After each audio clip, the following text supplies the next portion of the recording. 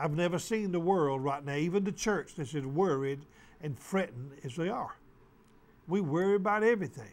I mean, came down this morning, gas went up another 10 cents a gallon, and it's bad, and it's bad.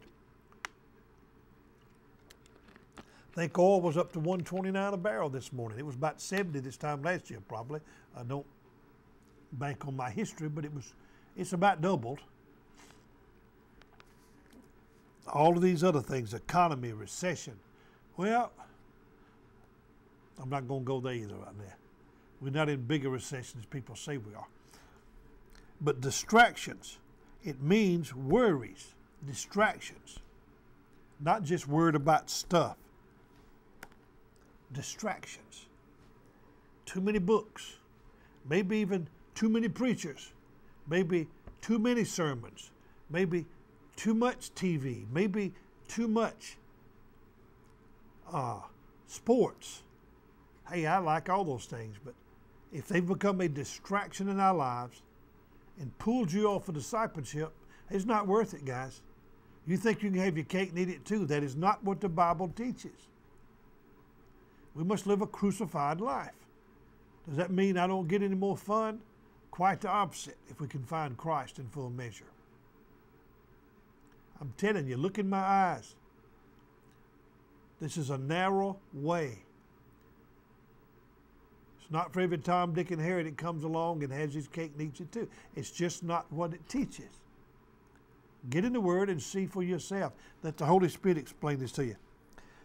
We're too distracted. There's too much going on. And I don't know what to do about some of it. I mean, we're all so busy. But you better keep a place in your heart where God is first. I'm telling you. Also says riches or abundance. Now, we may be struggling some, but, you know, you struggle at different levels. We're really blessed in this nation. We have too much abundance, I think, sometimes, which causes the distractions, because we have all the toys and we can do what we want when we want to do it. Be careful. I'm not saying I'm against abundance. God can prosper, but He expects to be Lord of our life first. Okay? Next thing, sensual pleasures. Well, I mean, what have I got to say about that? Everybody is into feeling good. Everybody's into being self-esteem and feeling good about yourself and all these things. Be careful. Most of that is a trap of the enemy. I didn't say hate yourself either, did I? I'm just saying get in the Word, get in the Holy Spirit, where you can produce His life in you. It says these things choke out the Word. I'm not making this up.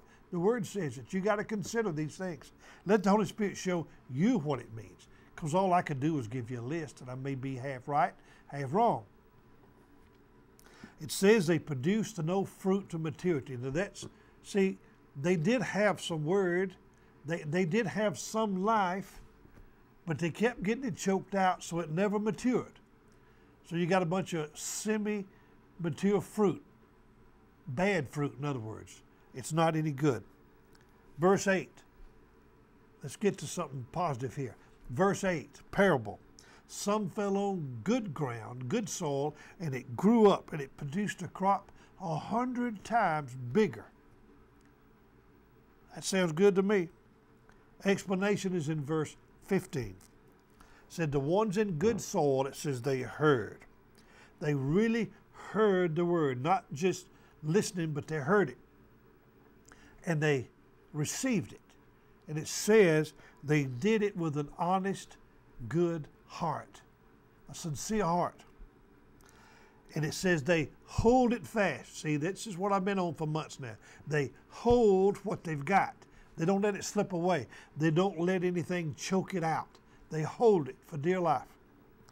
And it says they bear fruit with perseverance. This is not a quickie thing, and we like quick things in America. They bear fruit with perseverance. Long time coming. Bear fruit with perseverance. So that's what he's talking about here. Bear fruit. For who? For Jesus. that the Father will be glorified, that people will come to you and have something to receive besides just an empty cliche or religious message. You will have the life of Christ to share with people, and that's true testimony. Do you hear my heart in this? It's time the church grew up and gave a true testimony of Jesus. Verse 15 of John 15, verse 16. I'm jumping from Luke now back to John 15. Verse 16, he's talking to the disciples here, but if we're a disciple, we can hear what he's saying to us too. Jesus is saying, you didn't choose me, I chose you. Now go ponder that a while. Why do you think you're even a believer now? He chose you. Now, yes, he chose everybody to do this, but some of us listened. And he said, now I chose you. And he said, I appointed you. And this is what I want you to do.